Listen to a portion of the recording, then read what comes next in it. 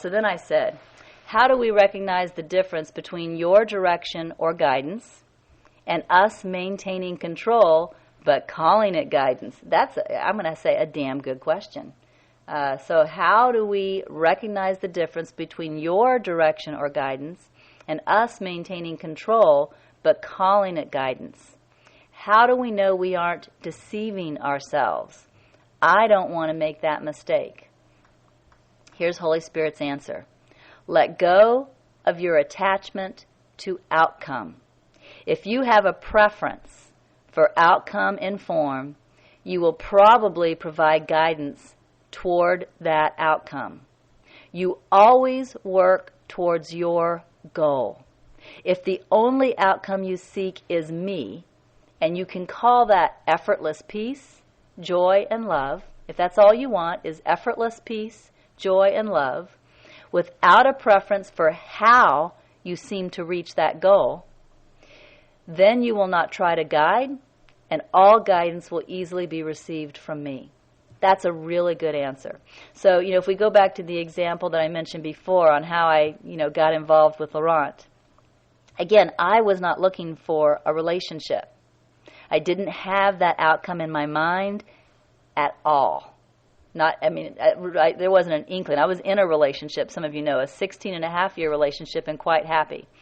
That idea wasn't in my mind at all. So I had no attachment to form. I had just finished a book, but I had no idea in my mind about writing another book at all. I had no idea in my mind, honestly, about becoming a traveling teacher at all. I had no desired outcome.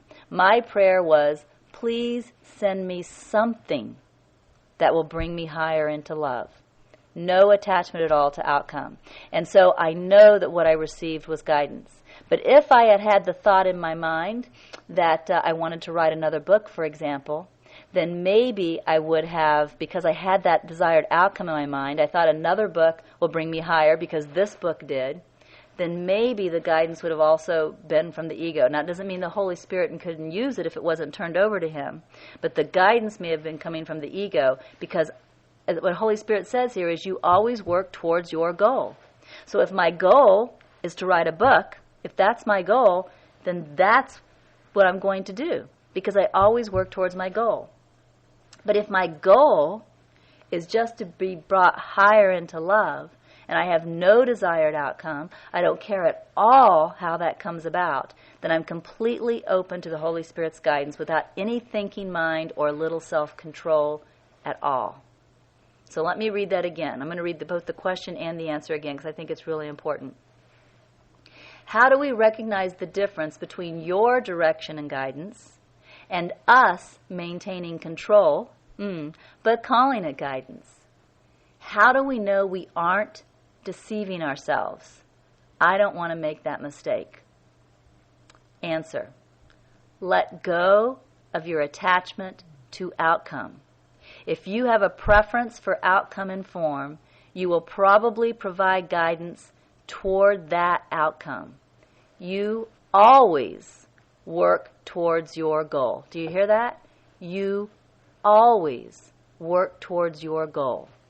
If the only outcome you seek is me, and you can call that effortless peace, joy, and love, without a preference for how you seem to reach that goal, then you will not try to guide, and all guidance will easily be received from me. Question. So I really need to be honest with myself about the outcomes I seek. I need to be honest about the goal. Answer. Yes. Yeah, you're finally getting it, Regina. Yes. And if you seem to have a strong attachment to a goal and form, you don't need to feel guilty or try to force that desire to go away. This is good, too. It's like he's anticipating my next mistake. If you seem to have a strong attachment to a goal and form, you don't need to feel guilty or try to force that desire to go away. That is again taking responsibility into your own hands. So if I'm trying to force the desire to go away, that I'm still in control, right? I'm not just letting go, am I? It's still a type of control. That is again taking responsibility into your own hands and chasing your tail. Instead, just hold that desired outcome to the light and say, I seem to want this. I think it's important. I think my salvation depends on it, but I'm willing not to. This is really just like saying I'm willing to see differently, right? I seem to want this. I think it's important. I think my salvation depends on it, but I am willing not to.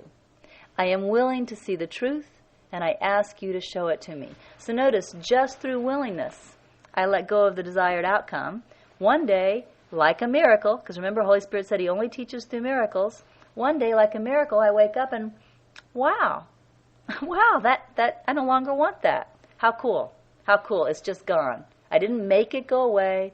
I only gave my willingness for it to go away because I knew that was an obstacle. I knew that was a desired outcome that was an obstacle for me. I willed for letting it go away. I gave my willingness, and now, you know what? I don't care anymore. I only want what Holy Spirit wants. Like a miracle. I didn't make it happen. It happened through my willingness. There is nothing else that you have to do. Your only function is letting go and letting me.